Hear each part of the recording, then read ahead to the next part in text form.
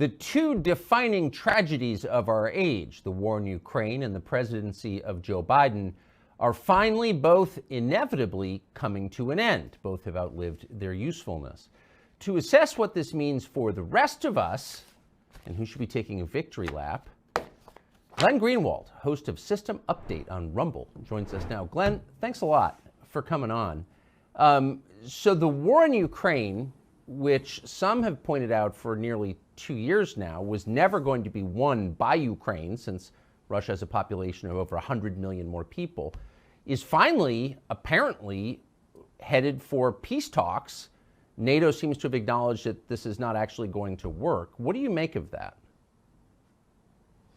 I think it's important to go back and remember what was said at the beginning, the propagandistic framework, not to take credit or assign blame, but to realize how often we're deceived by exactly the same emotionally manipulative tactics. We were told by the people who wanted the U.S. involved in this war, not just involved in it, but to fuel it, to prevent diplomatic negotiations from taking place with the possibility of ending the war very early on. We were told by those people that they were so concerned about Ukrainians and so concerned about Ukraine that the United States had to send tens of billions of dollars over there and all sorts of weaponry and flood the country with arms in order to protect Ukrainians. And anybody like the two of us and other people who stood up and said, this isn't a good idea, this is going to be counterproductive, we were accused of not caring about the Ukrainians, of cheering for the Russians, when none of that was true. All along, the point was that there was no way Ukraine could possibly win a war against Russia, a country way larger with a much better military, even if NATO is behind it. The only thing that is going to happen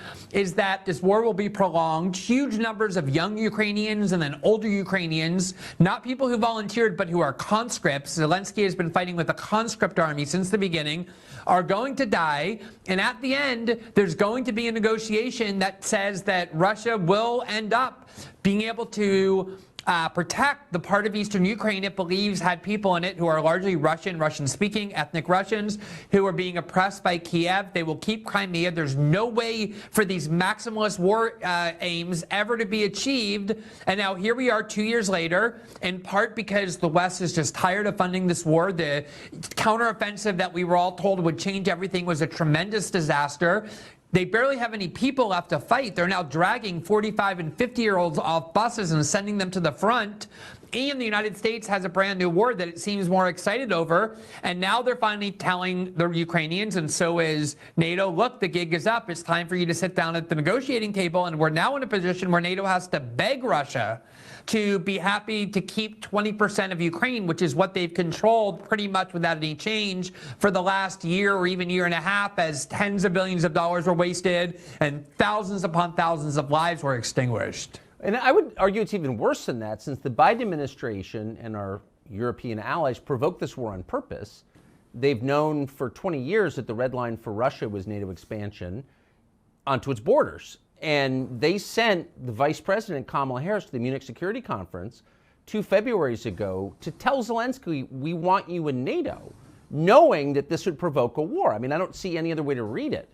Yeah, I mean, this idea that if you talk openly about providing a security relationship with Kiev, or especially talk openly about allowing NATO to go right up to the most sensitive part of the Russian border by including Ukraine in the alliance, the idea that that would provoke an automatic war with Russia, between Russia and Ukraine, is something that Washington has known for decades. There's a famous memo in 2008 written by the current head of the CIA, Bill Burns, who wrote to Condoleezza Rice and other Bush administration officials who at the time were excited about expanding NATO eastward, about putting Ukraine in NATO. And he said, look, it's not just Putin, it's every single person in Moscow, even the people who hate Putin. All Russians are united around the idea that any attempt to put Ukraine into NATO is an existential threat to Russia, and they will have no choice but to invade Ukraine if we try. And they knew that, and they ignored those threats. And I absolutely think, Tucker, that one of the things that is, I think, the greatest fraud of this war is that the people who kept claiming they were so concerned about Ukrainians were, in fact, totally indifferent to the Ukrainians. They were willing to sacrifice Ukrainians and Ukraine at the altar of getting back at Russia. I think in large part because they wanted to extract vengeance against Russia for what they perceived to be Russia's role in helping Donald Trump win the 2016 election and causing Hillary Clinton to lose. And they were willing to sacrifice an entire country and to wipe out tens of thousands of lives of young people who didn't want to fight in order to fulfill their political goal of extracting vengeance against Russia, weakening Russia. And they've been saying for the last several months, as American support for this war is eroding, oh, look at how great this war is. We don't have to lose any of our lives. We're just having Ukrainians die, and we're just spending a bunch of money. But no, Americans are dying, only Ukrainians, for this goal of weakening Russia. They were the ones who didn't care about the Ukrainians. They saw Ukrainians as pawns that they were willing to sacrifice, and that's exactly what they did. It's really obscene. This is almost a rhetorical question, but isn't this the point in the story where we pause and the people who behaved in the way you just described, which is grotesque, where they apologize for what they did and apologize to the people they maligned by calling them Putin apologists or tools of the Kremlin or disloyal Americans? Isn't that a kind of a necessary step in recovering from this disaster? It is, but the biggest problem with our political media culture is that there is no accountability. So many of the loudest voices urging the United States get involved in this war and attacking and demonizing anybody who was opposed as being Russian agents or unpatriotic or whatever, they didn't come from the same ideological camp. In many cases, they were literally the very same people who did exactly that after 9/11, anybody who stood up and said, I'm against the Patriot Act, or I have concerns about NSA spying, or I don't think we should invade Iraq or drone bomb countries all over the world, the David Frums and the Bill Kristols and the Cheney family, those were the people standing up and saying, anyone opposed to our wars are unpatriotic, they're on the other side, and none of those people ever paid a price for what they did, lying the country into the war in Iraq, destroying a country of 26 million people that gave rise to ISIS. They, in fact, all got promoted. Jeffrey Goldberg helped sell the lie. He was one of the main people in the media selling the lie that Al-Qaeda was responsible with Saddam Hussein for planning the 9/11 attack. He's now the editor-in-chief of The Atlantic. They get promoted for these lies. And so there won't be any accountability. These very same people, Victoria Nuland, are all still in power, and they're going to continue to use these tactics because they never pay a price. To the contrary, they end up getting rewarded for it. It's a very familiar template. So their real aims are domestic. They use foreign conflicts to make change in the United States, to make the country, in fact, less democratic. But they use those conflicts abroad to divide the United States. So we're going to do this. We're going to spend all this money. We're going to imperil America's national security. And if you don't like it, then you are a tool of fill in the blanks. Saddam, Putin, Hamas. It seems like a uniquely poisonous way of running a country and not at all good for the country. No, I think that's exactly right. If it would be bad enough if the United States were just going around spending all of Americans' money to fuel foreign wars. But what they're doing at the same time with these foreign wars are using them as a pretext to erode the core constitutional and civic rights of American citizens here at home. So when they wanted to launch the so-called war on terror, they ushered in the Patriot Act that gave vast powers to the FBI and the CIA of all kinds of detention and surveillance powers. They empowered the NSA to spy on Americans without the warrants required by the Constitution. Newt Gingrich wanted to rewrite the First Amendment in order to usher in censorship measures in the name of the war on terror. They did the same thing with the war in Ukraine. Some of the greatest censorship on big tech came from those people who were questioning NATO narratives, who were standing up and saying, I don't think these things are true. I don't think these things are wise. The EU made it illegal to even give RT a platform. So every single one of these wars results in fewer and fewer rights for Americans here at home. And now we're seeing the exact same thing, Tucker, with this insistence, and the Biden administration is fully on board in partnership with Republicans to provide billions and millions of dollars, not this time to Ukraine to fuel their war, but to Israel to fuel their war. And what we've been seeing from the people advocating that is this insistence that those who stand up and say, I'm not in support of what Israel is doing to the Palestinians, I don't think the United States should treat this war as our war. You don't have to agree with that or not, but there's so many efforts now to say people saying this should be censored. What they're saying is illegal. They're invoking all the theories that the liberal left have been invoking for years now to justify censorship of the views they dislike. Oh, this is inciting violence. This is going too far. This is hate speech. This is against a vulnerable minority group. And now we're seeing the same kind of erosion of free speech here in the United States on the part of Americans, because now there's another foreign war that's always part of the equation, the domestic aspect to it, that vests more power in the government and takes away more and more rights from Americans. What's so terrifying to me, though, is that the right, the American political right, which really was through this kind of weird transformation that's happened over the past dozen years, has become the lone defenders of the First Amendment. They've abandoned that in the last month, like instantly. So I think you could say, you know, I strongly support Israel. I strongly dislike Hamas. I'm rooting for, maybe I think we should commit troops to the region. I mean, whatever. You can have any view you want. However, American citizens have a right to express their opinion. Period. And that supersedes any other event in any other country. It's like that's a core right. And I don't hear many conservatives saying that. And so you sort of wonder, like, if they're not defending it, who will? I mean, there are people who have built their careers, Tucker, over the last 5-6 years, standing up and saying, we can't have cancel culture. We can't have censorship. College students aren't entitled to feelings of safety. We don't censor in order to protect people from views they find threatening, mocking the notion that minority groups are vulnerable and we have to censor in order to protect them. Turn on a dime and now become the leading voices saying, because American Jews feel unsafe, that's valid in a way that, say, claims from black people or LGBTs or Latinos aren't valid, and because of that we need to censor. Fortunately, there have been some conservatives, influential ones, who have been quite consistent. Candace Owens, for example, had a very public argument with Megyn Kelly in which she was saying, we're not the left. We don't get people fired for their political views. We don't believe in using the law to silence people.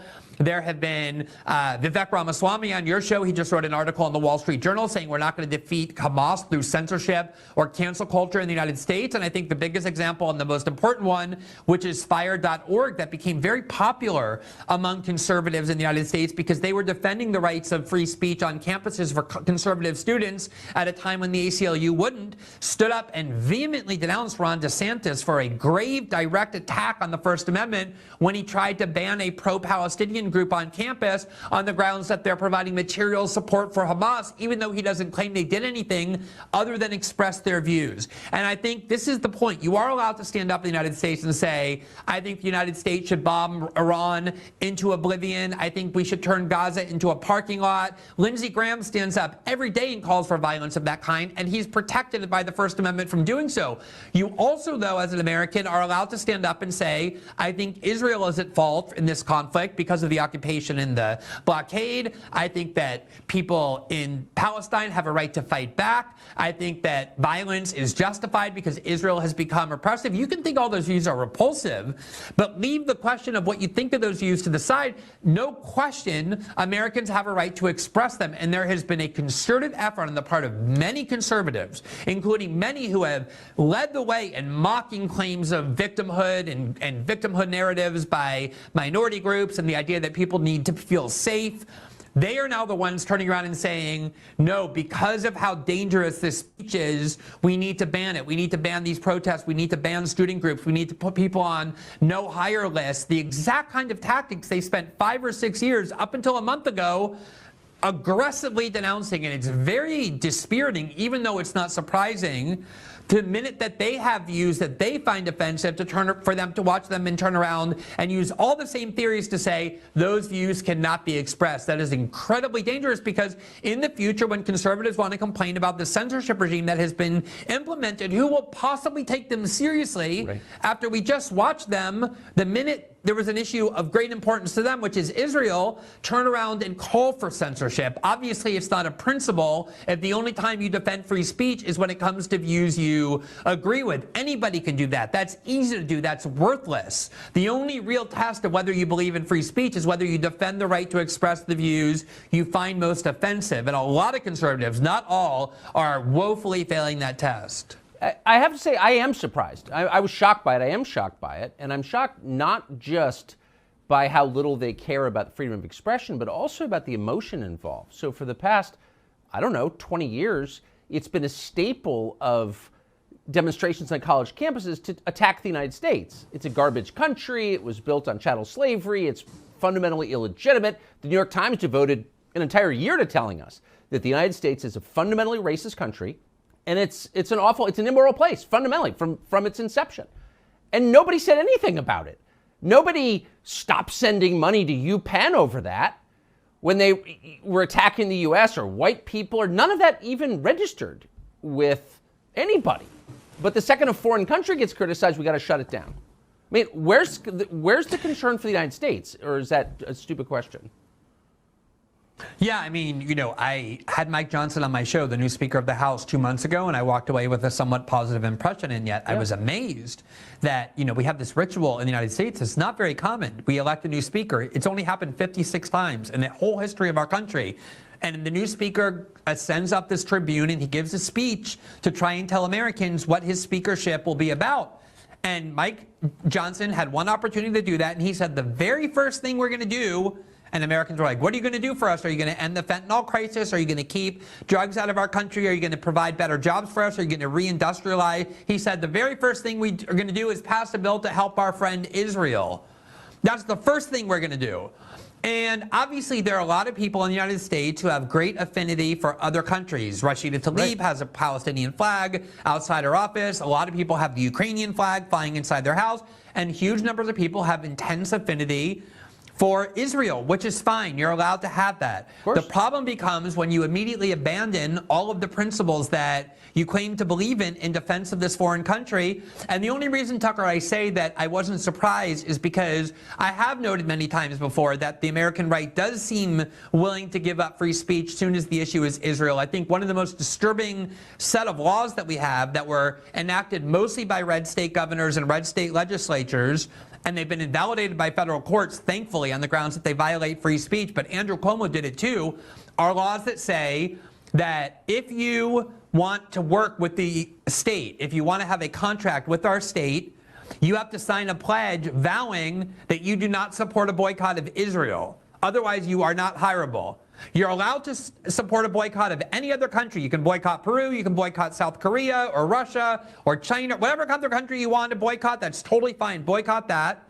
You're even allowed to boycott other states in your own country. You're allowed to harm the economies and the businesses of your fellow citizens. Own country. And in fact, Andrew Cuomo, when he announced that by executive order that if you support a boycott of Israel, you can't get hired by the state of New York, Andrew Cuomo, the very same one, issued by executive order boycotts of Indiana and North Carolina on the grounds that they had enacted bathroom bills for trans people that he found offensive. So there were a lot of red states and red state governors enacting these laws that say, if you want to work with the state, you're free to boycott any other country or any other state in the United States. You just can't boycott Israel. And there's been a lot of those kinds of that tolerance for that sort of thing, because obviously the United States is a very pro-Israel country, and it's a winning political issue among a lot of American Jews, but also a ton of American evangelicals or just national security hawks.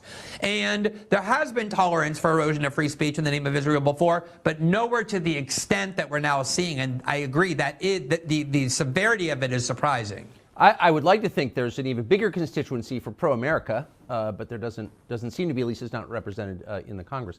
So I have to ask about President Biden. These polls come out over the weekend showing that he's losing in a theoretical matchup among registered voters in 5 out of 6 swing states, the biggest swing states.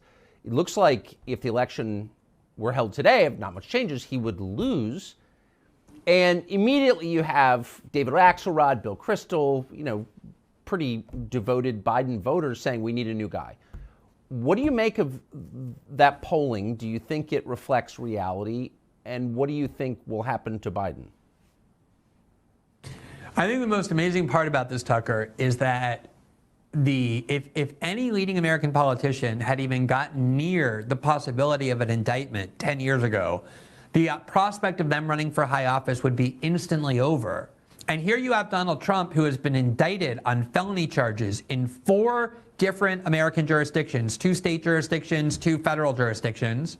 And not only has it not harmed him, it actually has helped him in the polls for sure among Republican voters. His lead has expanded every time he's indicted, but also among American independents and even groups that traditionally support Democrats almost reflexively, like black voters who 22% of in this latest poll, and we've seen similar polls say they would vote for Trump over Biden, and 42% of Latinos.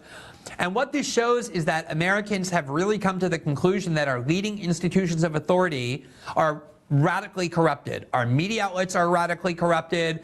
The Department of Justice and the legal system has been aggressively politicized.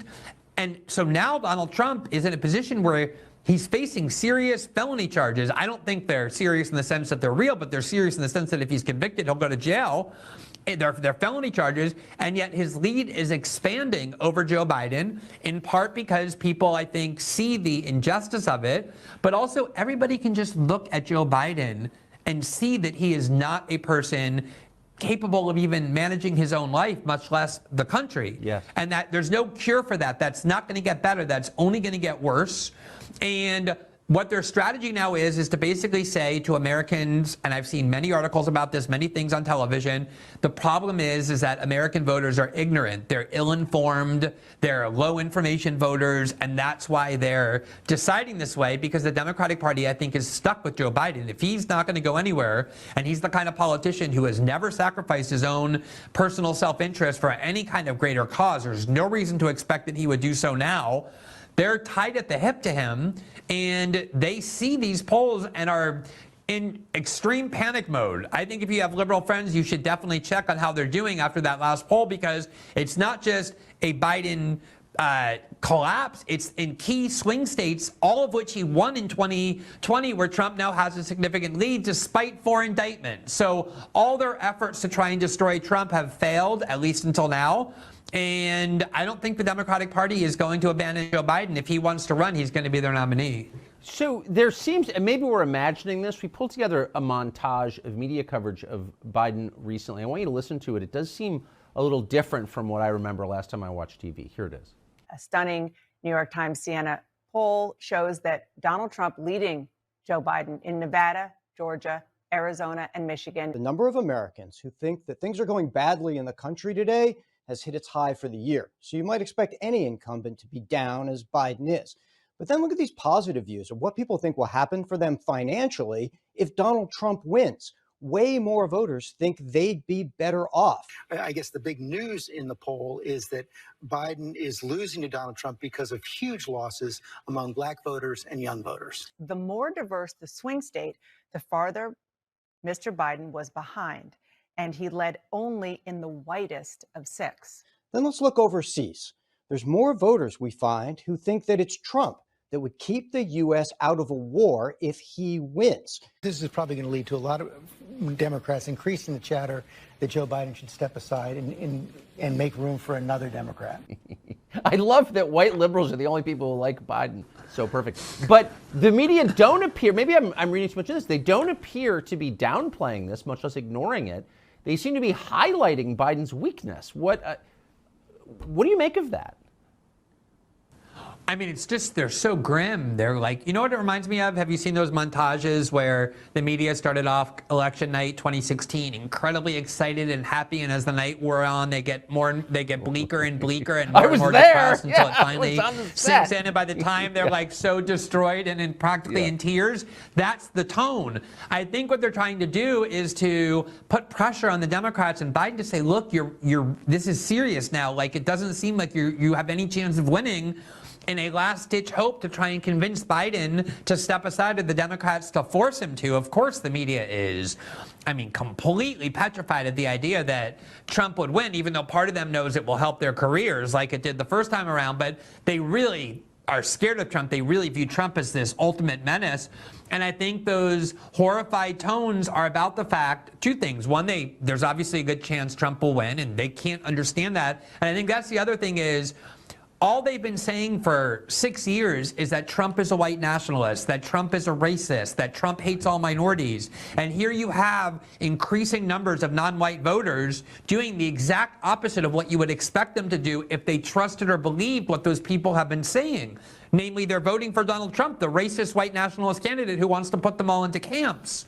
And so if you're an employee of these media outlets and you look at these polling numbers, you realize that these people have tuned you out. They don't care what you say anymore. They don't trust what you say anymore. They have completely lost any control or influence over how Americans reason, because most Americans are smart enough to have come to the conclusion that those people that you just showed in the media outlets for which they work are absolute liars, are just propagandists and people who exist to deceive. And that is the good news, that these institutions where people have lost faith in deserve to have lost their faith and trust. They deserve the contempt and hatred they provoked. And it's good that Americans are recognizing that. And it's good that those people there, even though they'll never question whether they are to blame, are also starting to see that nothing they say really matters and makes a difference any longer. That's right. And they do exist to deceive. So nicely put. Look, one last question I have to just ask, since this is on tape. What is your prediction for how the next year, we're exactly a year from the election, plays out? Is it Trump versus Biden November? I mean, what do you think is going to happen? I mean, it seems to me like Republican voters have very consistently made clear that Trump is their candidate. I just wanted to add one point about this next year, which I think is so important. I know it's taboo. We're not supposed to ever say anything good about Trump. But the reality is, Tucker, and I think people are going to realize this more and more, is that Trump was the first American president in decades, Yes. not to involve the United States in a new war. Whereas here you have Joe Biden, seemingly there's a new war popping up all the time. He wants to involve the United States in every one, send all their money overseas for them. And at the same time, they remember that the economy was vibrant and good before COVID hit. You can't lie to the American people about their own experiences, their lived experiences, the left likes to say. And I think as the next year approaches, people are going to start to think about and compare what their lives are like under Joe Biden, where there's wars everywhere and inflation and economic turmoil, what it was like during Donald Trump. And I think they're going to be increasingly immune to the propaganda. And to me, I don't see anything in the Republican Party, obviously that can change, that suggests that they will abandon Trump. Now, maybe the one variable is that if Trump is actually convicted rather than just indicted and charged as he is now, maybe that will change Republican voters, or maybe that will change the electorate as a whole. I don't think so, though, because I think they look at this judicial system. There's nothing that Trump did that feels like a traditional crime. It's not rape. It's not murder. It's not embezzlement. It's not bribery. There are these very kind of technocratic and obscure crimes he's accused of having committed. And I just don't think that most Americans think that the former president should be imprisoned for anything like that. So if I were a betting man, I think the odds look pretty good for Trump. I think you're right. I've never sent money to a politician, but if Trump is convicted, I'm sending him the max. I think a lot of people feel that way, just as a middle finger. Glenn Greenwald, thank you so much. Great to see you. Great to talk to you, Tucker. Thanks. Younger people say the news is full of lies. In Kennedy's motorcade. 239 people. The death of Jeffrey Epstein.